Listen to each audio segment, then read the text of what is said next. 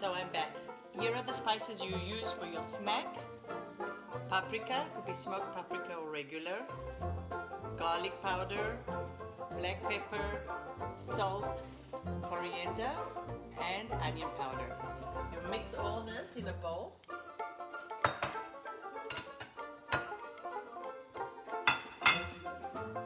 Give it a mix.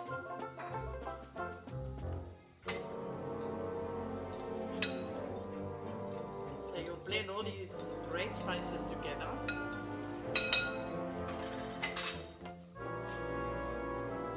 Then you add your fried pasta. Remember, this pasta is not cooked first, so you'll put like raw pasta.